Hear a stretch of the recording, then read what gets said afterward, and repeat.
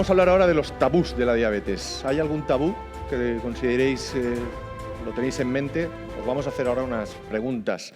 Me gustaría que nos pusieran los dos rombos. ¿Hay niños en la sala? ¿Hay niños en la sala? No, espero que no. Normalmente se dice, creo que era Rafael Acarrá quien decía aquello de que para hacer bien el amor hay que venir al norte, ¿verdad? ¿No? Al sur. Bueno, pues ya que estamos en el sur, no vamos a hablar de hacer el amor, porque no es el escenario, ¿no? Pero sí vamos a hablar de los tabús que hay en torno a la diabetes y la sexualidad, un tema que abrimos el año pasado y que vamos a continuar. Y para los que os voy a pedir que volváis a sacar los móviles y busquéis la aplicación del menti.com, ahora con otro número que enseguida os enseñaremos. Pero antes, un fuerte aplauso para un urólogo de aquí, de la ciudad de Málaga, que es Emilio Julve, al que le pido que me acompañe. Por favor, Emilio.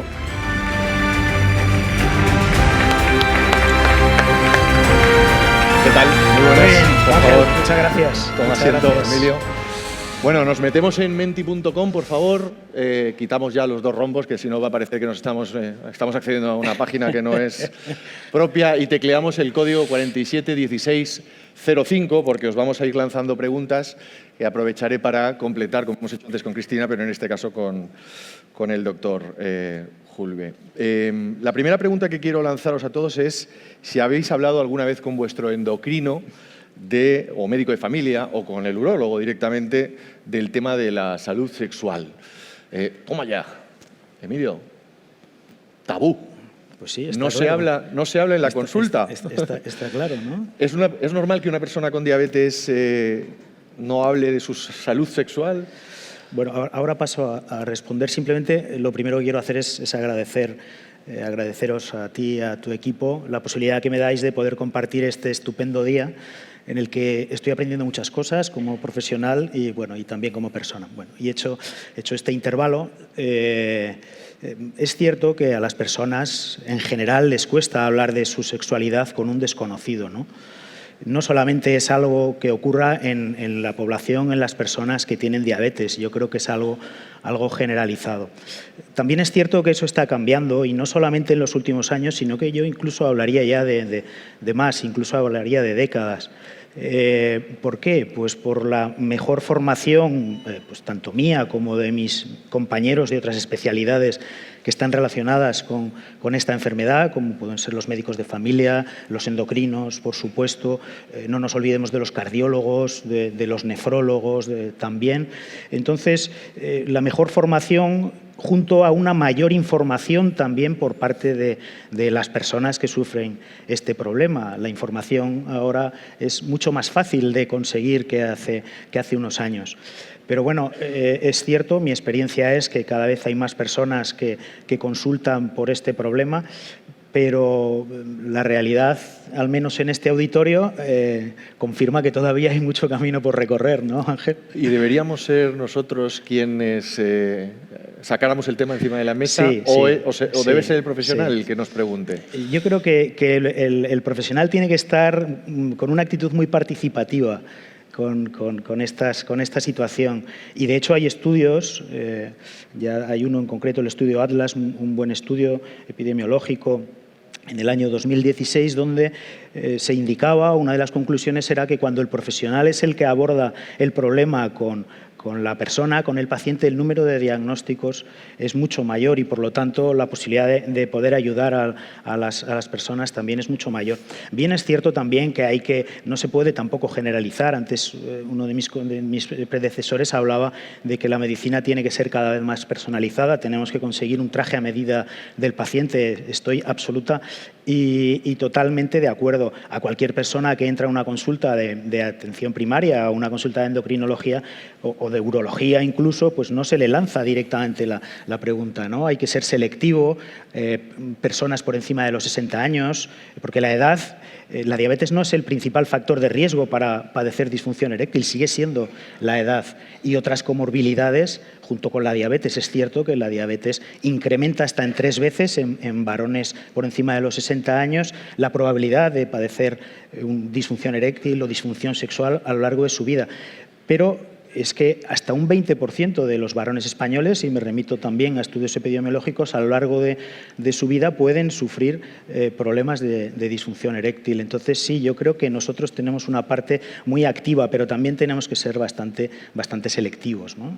¿Y a qué profesional, Emilio? ¿Al urólogo, al endocrino, al médico de atención Esa es una primaria? buena pregunta y que a veces es un poco controvertida, ¿no? Los pacientes no son de nadie, los pacientes tienen que acudir a las personas que les resulte más fácil, más asequible, más cercano, con las personas que mayor relación tengan. Bien es cierto que en la mayoría de las ocasiones las primeras consultas se establecen con los médicos de familia o con los endocrinólogos o con los cardiólogos. Es cierto que a nosotros los urólogos, los pacientes que vemos nos suelen venir muchas veces referidos por estos compañeros cuando ya los tratamientos de los que también hablaremos, los tratamientos de primer escalón o primera línea, pues no son efectivos. Entonces ya necesitan tratamientos instrumentales o incluso tratamientos quirúrgicos y es cuando ya necesitan pues, a los cirujanos como los urólogos. Entonces yo creo que el paciente tiene que acudir al profesional más cercano o al profesional en el que más confíe. Vamos a volverle a preguntar al público a través de esta tecnología del móvil. La pregunta es si habéis tenido alguna vez un problema sexual. ¿Vale? Vamos a darle unos minutos a gente, podéis contestar con tranquilidad, insisto, está anónimo, no vamos a compartir ninguno de estos datos con nadie, no sabemos quién sois. ¿Habéis tenido alguna vez algún problema sexual? Bueno, este es un auditorio muy sano desde el punto de vista sexual, ¿no? Bueno, a ver si se va invirtiendo. No, bueno, pues... Una cosa, vuelvo a insistir, también depende de la edad media de las personas que ahora mismo estamos conformando el auditorio. Correcto. Porque tampoco es lo mismo una evolución en cuanto a disfunciones sexuales en pacientes con diabetes tipo 1 que diabetes tipo 2, ¿no? La diabetes tipo 2 se acompaña, aparte de normalmente mayor edad, otro tipo de efectos, de factores de riesgo y de efectos adversos de fármacos como los antihipertensivos que toman, ¿no? Entonces, dependiendo de la edad del auditorio, pues puede haber más o menos problemas a nivel de la vida sexual. Que no es una muestra representativa del global, pero ¿es frecuente que la persona con diabetes tenga algún tipo de problema relacionado con su salud sexual? Sí, es más frecuente, como dije, la epidemiología nos dice que es hasta hasta 3 veces más frecuente que en la población general. Y es cierto también que en las consultas, en nuestras consultas de urología, son una población más frecuente que requiere tratamiento más frecuentemente que otro tipo de personas con otro tipo de problemas, ¿no?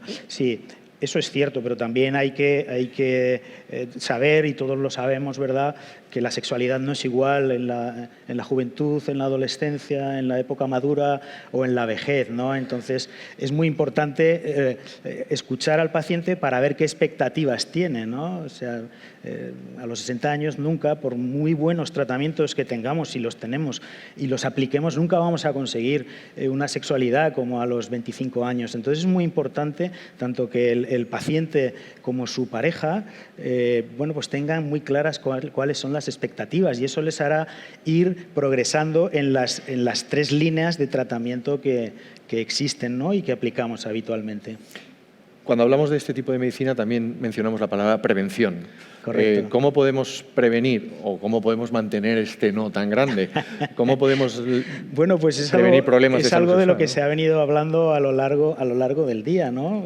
Hábitos saludables de vida y evitar aquellos hábitos que pueden aumentar los factores de riesgo cardiovascular, que son los que se comparten con la disfunción sexual o disfunción eréctil en el varón, cuál es pues, un mantenimiento adecuado del peso, un nivel de ejercicio físico adecuado, no fumar, el control adecuado de la hipertensión, de la diabetes, que es el tema que nos ocupa, porque es cierto que los pacientes bien controlados, aunque tengan una larga evolución, como los diabéticos tipo 1, no suelen necesitar tratamientos tratamientos hasta edades más avanzadas, ¿no?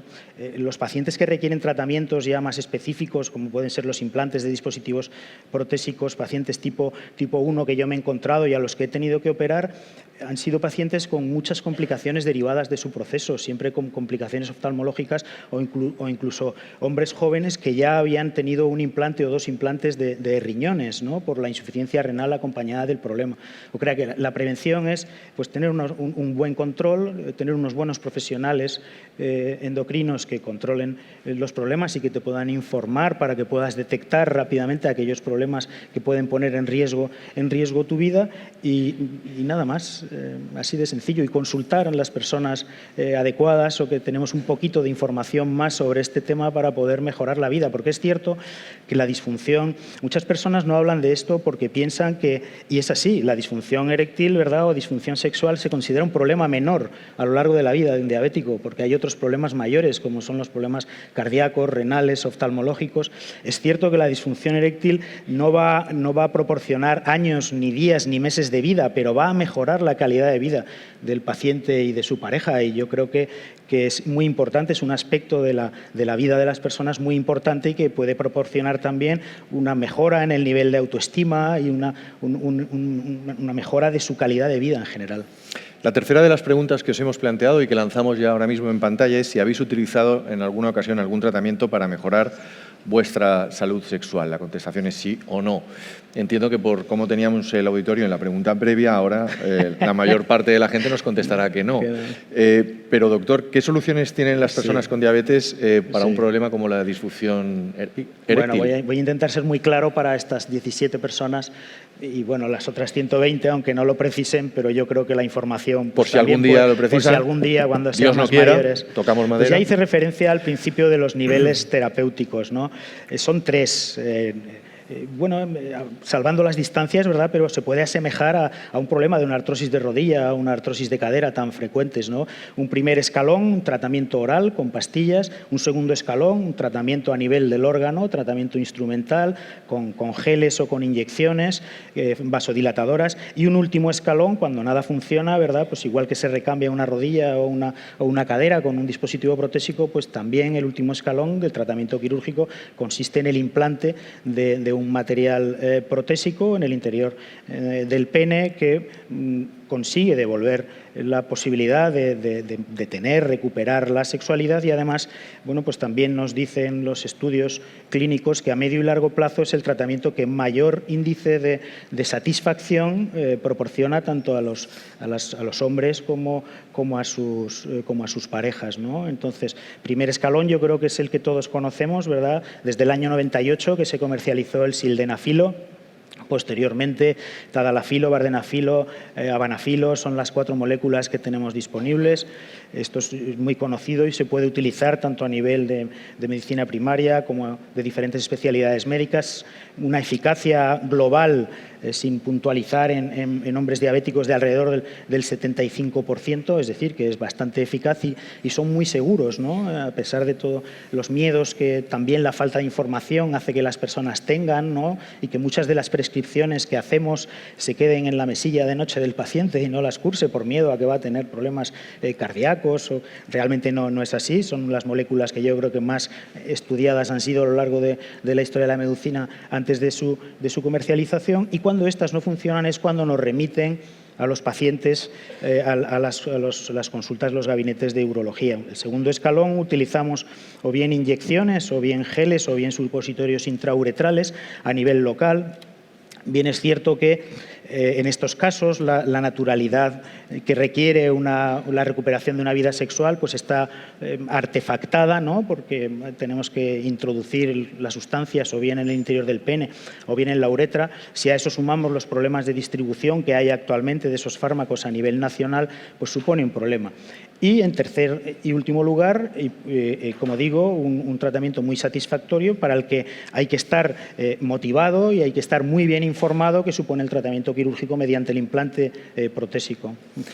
Una última pregunta, porque nos estamos quedando sin tiempo y me gustaría, hemos hablado mucho de la disfunción eréctil, está en el ambiente, pero ¿y las mujeres? Sí. ¿Cuál es el problema de salud sexual de las mujeres? Sí. Es cierto que...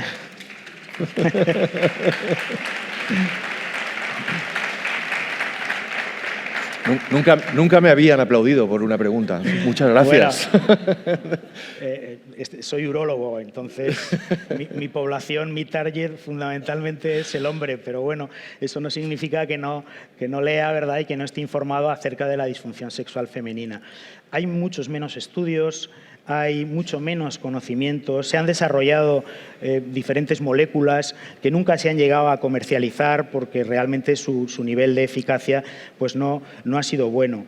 Los problemas de disfunción sexual en la mujer, en este caso en la mujer diabética, pero podemos hablar, insisto, de manera general, vienen después del deceso, de la disminución de su producción hormonal de estrógenos, ¿no?, después del periodo menopáusico, y suelen ser problemas que están relacionados con el deseo y con los problemas a nivel del área genital, ¿no?, por la alteración en la sensibilidad y la alteración en la lubricación que se produce, bueno, pues de forma secundaria por los fenómenos que hay, tanto arteriopáticos como neuropáticos.